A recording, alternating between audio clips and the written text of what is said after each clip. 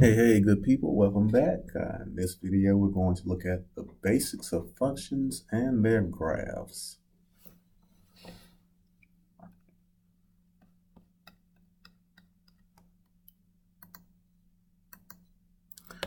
All right, so the first thing, a function occurs when the elements of the domain is matched with one and only one element of the range. The domain will be represented by the first part of any ordered pair. The range will be represented by the second values in the ordered pair. So in this set of ordered pairs that I have, and we know it's set because of the braces, I have 4, -6 as a point, -3, -2, 1, 1, and -2, -2. Now, the elements of my domain are 4, -3, 1, and -2. It may help to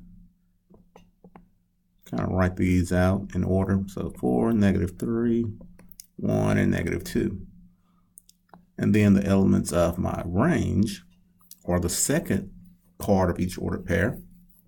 So -6, -2, 1, and -2. So since I already have -2 written down once, I would not write it down again. So I see that 4 is paired with -6. Okay. -3 is paired with -2. 1 is paired with 1, and -2 from the x or the domain is paired with -2. Let's change that there. Sorry about that. All right, so if I look at the elements of my domain, 4 is only paired with -6, -3 is only paired with -2, 1 is only paired with 1, and -2 is only paired with -2. So since each element of my domain is paired with only one element in the range, this relation is a function. So yes, it's a function. What is my domain? -4, -3, 1, and -2. And what is my range? -6, 2, -2, and 1. So again, a function occurs when each element of the domain is paired with one and only one element of the range.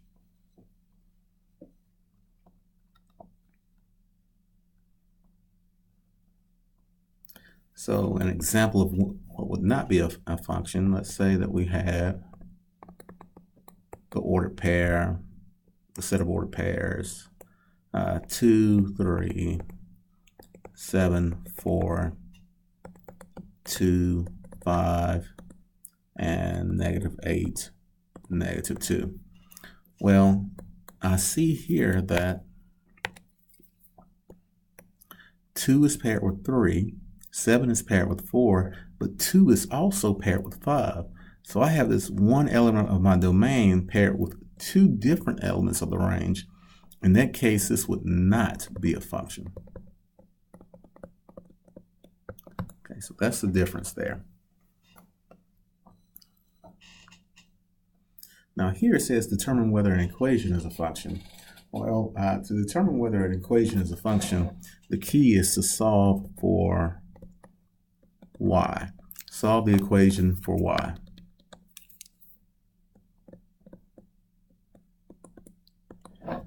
And when you solve for y, if your result gives you more than one possible value for y equals, then the equation is not a function. Y is not a function of x in that equation. So here we have x squared plus y equals 4. So x squared plus y equals 4. If I solve this equation for y, I would simply subtract x squared from each side. So y equals 4 minus x squared. Well, that's fine. Y equals only 4 minus x squared, so it does not matter what I place in for x, I'll get a different value for y. Okay, so again, each element of x that I plug in will give me a different result. That would only give me one result for y. So if I plug in 2 squared is 4, 4 minus 4 is 0. It can't be anything else when I substitute in 2. So yes, this is a function. Okay, let's look at this next one. It says determine whether the equation defines y as a function of x. And this time we have x squared plus y squared equals 121. So let's solve that equation for y. So again, we're trying to isolate y. So what do we do first? Subtract x squared from both sides.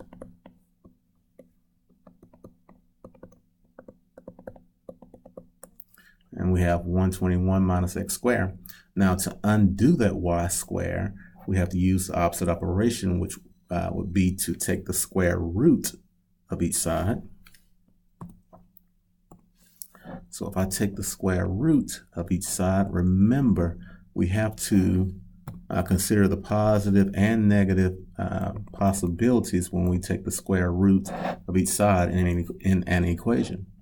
So here, it doesn't matter what I plug in for x, we could possibly have two answers, the positive version and the negative version. So since we would have more than one solution for those values, for most of the values that I plug in for x, my answer would be no. This is y is not a function of x. So that would be the type of situation where you would say that y is not a function of x, when you can get more than one value out of each x that you plug in.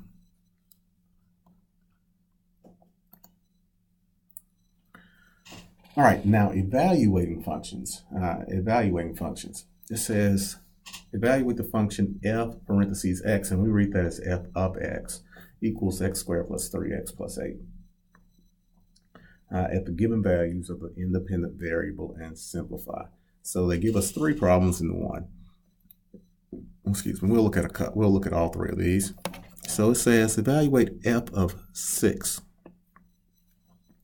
So this tells me to replace x with 6 in my given function and simplify. So I had x squared, then I had plus 3 times x. Now, I put those parentheses in the place of x because I need to replace the x in this case with 6. And then I just simplify the right-hand side, and that would give me my result. And what that tells me is that when x is 6, then y is whatever. That's what the f of 6 means. What is the value of my output? Or most of the time we look at x and y. So what is the value of y when x equals 6? So if I simplify that, then 6 squared is 36. Then add those together. So we have 36 plus 18 plus 8. And 36 plus 18 plus 8 would give us 62.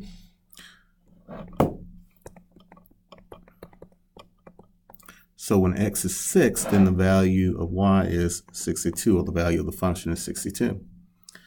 So we would do the same thing for x plus 8 and negative x. Let's look at negative x.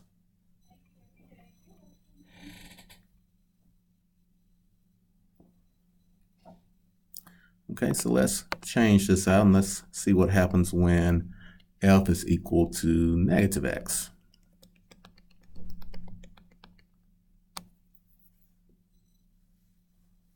So if f is equal to negative x, then now we're looking at this third one down here. When x is equal to negative x, then again, I'm going to take the x out of each place in the function. And you see I put a set of parentheses there. Now it wants me to replace the original x with negative x. And remember, that's understood to be negative 1 times x. So here I have negative x squared. So negative 1 squared is positive 1 times x squared.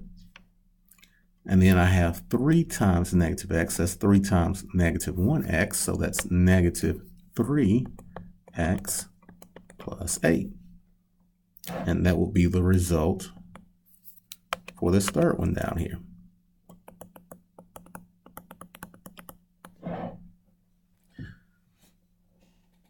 Okay.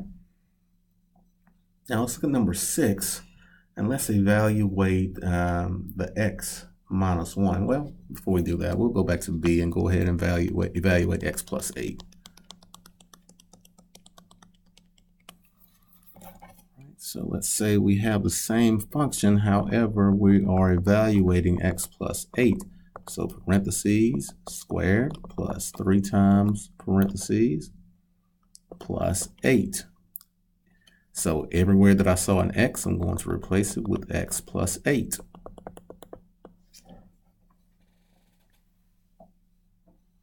Okay, and then I'm going to simplify. Now x plus 8 squared, that's going to take you back to algebra.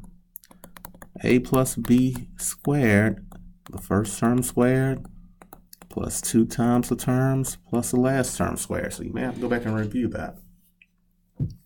So x plus 8 squared, then I have x squared plus 2 times 8 times x, 16x, plus 8 squared is 64.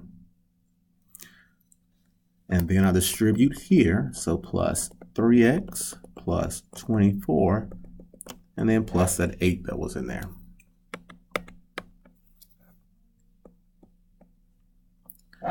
Now from here, we need to combine like terms.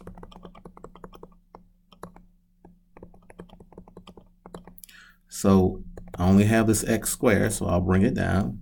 But I have 16x plus 13x, give us 19x. Then I have 64 plus 24 plus 8. That will give us 96. So the result when I replace x with x plus 8 is x squared plus 19x plus 96.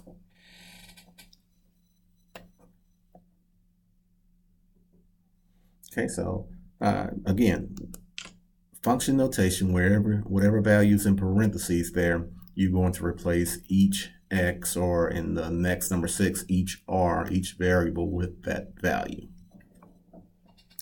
So let's look at number 6 here. And let's just look at a couple of these. Let's look at -1, f of -1, and f of x minus 1. So now I have the function of r equals the square root of r plus 1 plus 3. So f of -1,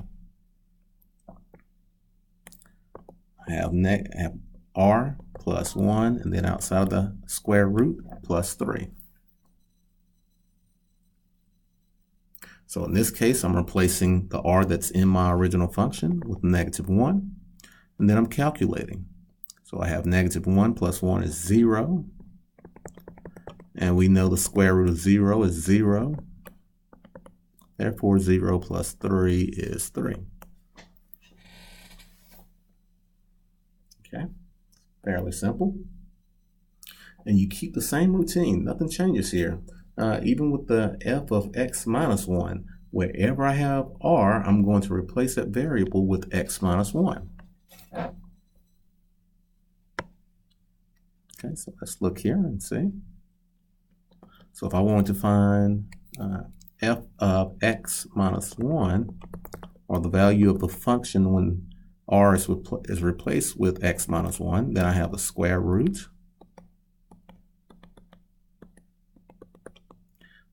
I have that r there, and I'm replacing r with x minus 1. And then from there, we simplify. So I have x minus 1 plus 1. The minus 1 plus 1 gives me 0. Then x plus 0 is simply x.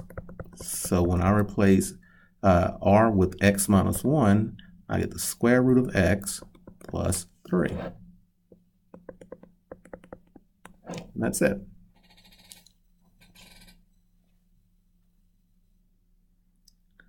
Okay, we're going to wrap that up for part 1 of this video, and then we'll come back with part 2. Hope you found it to be helpful. Thank you, good people.